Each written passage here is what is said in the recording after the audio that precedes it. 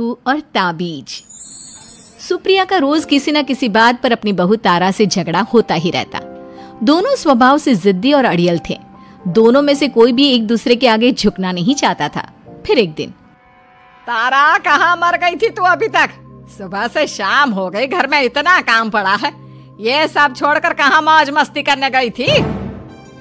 आपके घर के सारे काम करने का मैंने ठेका नहीं ले रखा। आप भी तो अपने दोस्तों के साथ किटी पार्टी करने जाती हैं, तब तो मैं आपको नहीं टोकती। अरे मैं तेरी सास हूँ, तू मेरी सास नहीं है।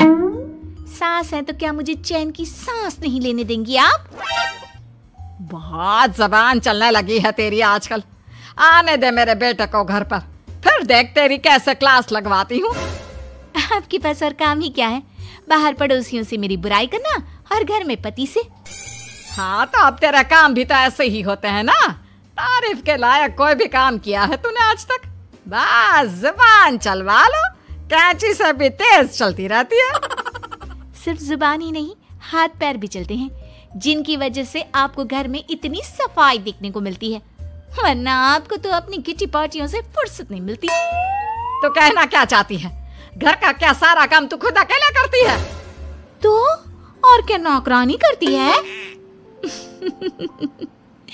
इसी तरह तारा और सुप्रिया में आए दिन लड़ाई होती। दोनों के दिन की शुरुआत ही एक दूसरे से लड़कर शुरू होती और लड़कर ही खत्म होती, मानो ये अब उनकी दिनचर्या का हिस्सा बन चुकी हो। शाम को तारा का पति वैभव घर आता है। वैभव को देखते ही उसकी माँ सुप्रिया उसके पास आती है और कहती है, बेटा वैभव, अच्छा हुआ जो तू आज जल्दी घर आ गया। देख ना तेरी बीवी सुबह से मुझसे लड़ी जा रही है। माँ की बातें सुनकर वैभव तारा को जोर जोर से आवाजें देने लगता है। क्या हुआ जी, इतना चीख क्यों रहे हो? तारा, तुमने आज फिर माँ से लड़ाई की? अरे लड़ाई मैंने नहीं की, शुरुआत पहले इन्होंने की थी। समझा दीजिए अपनी माँ को। मुझे कहीं भी आते जाते टाइम टोके नहीं, वरना मैं अपना सामान बांधकर मायके चली जाऊंगी। इतना कहकर तारा वहां से चली जाती है। ये सब क्या चल रहा है माँ? किसी दिन मैं आप लोगों के चक्कर में जरूर पागल हो जाऊंगा। आप लोग कभी प्यार से क्यों नहीं रहते? अरे वो हमेशा मेरी बातों का उल्टा जवाब देती है बेटा। अब तू ही बता मैं क्या करूं? तो आप उसे ताने मारती ही क्यों है माँ? वाह बेटा वाह, तुझे मेरे ताने दिखते हैं, उसका बात करने का तरीका नहीं दिखता। देखा नहीं वो किस तरह से बात करती है मुझसे।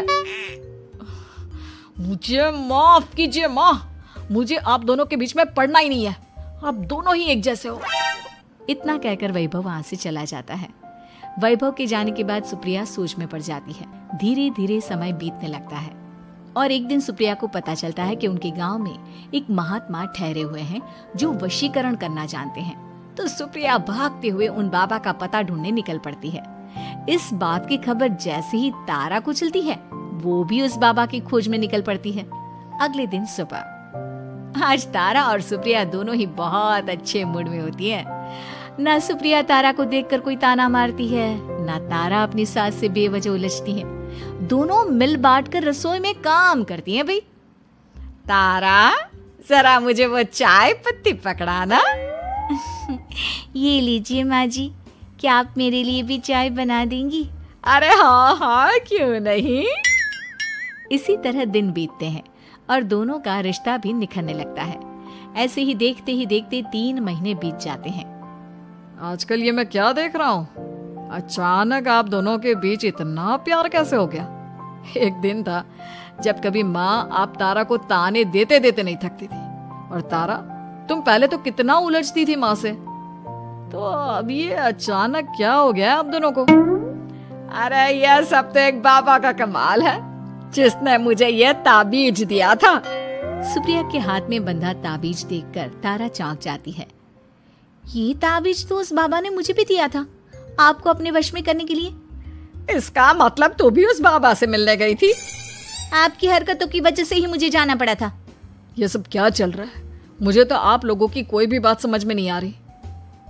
सुप्रिया वैभव को सारी बात बताते हुए कहती है, अरे जैसे ही मुझे पता चला कि हमारे गांव में जाने माने तांत्रिक बाबा आए हुए हैं जो वशीकरण करना जानते हैं, तो मैं बिना देरी किए उनके पास चली गई और बहू को अपने वश में करने की इच्छा उनके सामने रखी, जिससे ये मेरी हर बात माने। बाबा, मैं अपनी बहू से बहुत दुखी हो चुकी हूँ। वो मेरी एक बात नहीं मानती। आप कुछ ऐसा कीजिए बाबा जिससे मेरी बहू मेरी हर बात मानने लगे। पहले आप मुझे अच्छे से बताइए, आपको अपनी बहू से आखिर परेशानी क्या है? बाबा वो मुझसे कभी प्यार से बात नहीं करती। मैं उसे एक बात सुनाती हूँ तो वो पलट कर 4 बातें सुनाती है। आप कुछ ऐसा कीजिए ना जिससे मेरी बहू सारी बातें मानने लगे। बाबा सुप्रिया की बातों को ध्यान से सुनते हैं और उसके बाद सुप्रिया को एक काले रंग का ताबीज देते हुए कहते हैं, ये ताबीज तुम्हें अपने गले में पहनना है और जब तक मैं ना कहूँ तब तक इसे उतारना मत। तो क्या इस ताबीज की मदद से मेरी बहू मेरे वश में हो जाएगी? सिर्फ वश में ही नहीं, इस ताबीज के कारण तुम्हारी बहू तुम्हारे आगे पीछे भी घूमने लगेगी। लेकिन बस तुम्हें कुछ काम करने होंगे। कैसा काम बाबा जी? तुम्हें अपनी जुबान पर काबू रखना होगा। उससे जो भी काम करवाना हो हमेशा प्यार से बात करनी होगी। धीरे धीरे वो तुम्हारी मुट्ठी में आ जाएगी। अरे ठीक है बाबा जी, जैसा आप कहेंगे ठीक मैं वैसा ही करूंगी। तारा ये सब सुनकर चौंक जाती है। ऐसा ही कुछ तो मेरे साथ भी हुआ था जब मैं उस बाबा से मिलने गई थी। बाबा जी, मैं अपनी सास से बहुत तंग आ चुकी हूँ।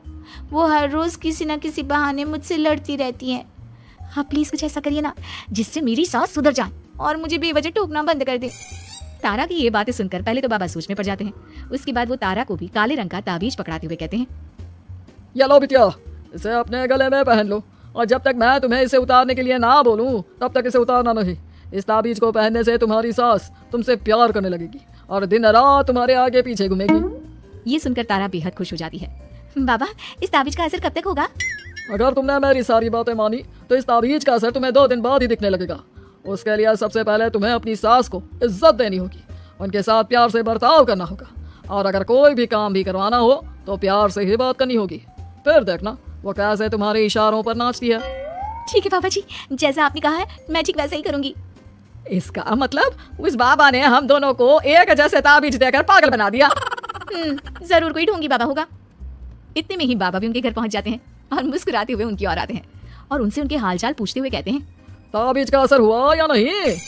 बाबा जी, आपने हमें एक ही जैसा ताबीज देकर पागल बनाया है। ऐसा कैसे? ताबीज ने अपना काम तो पूरा ही किया है। आप दोनों को देखकर लगता तो नहीं कि अब भी आप लोगों के बीच कोई खटपट है। खटपट तो नहीं है बाबा जी। अब तो मेरी बहू मेरी हर छोटी बड़ी जरूरतों का ख्याल रखती है, मेरी सेवा करती है। हाँ, वैसे अब तो मम्मी जी मुझे ताने भी नहीं देती और ना ही कहीं आने जाने में टोकती हैं। जानते हो ये सब कैसे संभव हुआ? कैसे बाबा जी? यह सब तुम दोनों के कारण ही संभव हुआ है। मैंने जो ताबीज दिया था वो सिर्फ एक धागा ही था। ये चमत्कार तो तुम दोनों ने अपनी जुबान पर संयम रखकर प्यार और संयम के साथ काम करके किया है। बिटिया, कुछ कमी तुम्हारे अंदर थी तो कुछ कमी तुम्हारे सास के अंदर थी। इसीलिए तुम दोनों को सुधारने और तुम्हारी गलती का एहसास कराने का यही एक रास्ता था। बाबा की ये सारी बातें सुनकर सुप्रिया और तारा एक दूसरे की ओर देखने लगते हैं। अब उन दोनों को अपनी गलती का एहसास होता है। शायद आप सही कह रहे हैं बाबा। मैंने कभी अपनी बहू को समझने की कोशिश ही नहीं की। मैंने भी तो कभी आपकी उम्र और ओहदे का लिहाज नहीं किया और जो जब मन में आया बोलती चली गई। हो सके तो मुझे माफ कर देना मम्मी जी। चलो फिर, अगर सब ठीक ही हो गया है तो बाबा जी अब आप भी वापस अर्जुन बन जाइए। वैभव की बात पर बाबा अपनी नकली दाढ़ी हटाते हैं तो उसे देखकर सास बहू हैरान रह जाती हैं।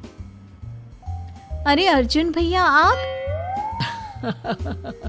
हाँ भाभी, आप दोनों के रोज रोज वाले झगड़ों से परेशान होकर एक दिन मेरे इस दोस्त ने एक प्लान बनाया और मेरी मदद मांगी, तो मैं इनकार कैसे कर सकता था। और देखिए आज उसका नतीजा हम सबके सामने है। सब जोर जोर से हंसने लगते हैं।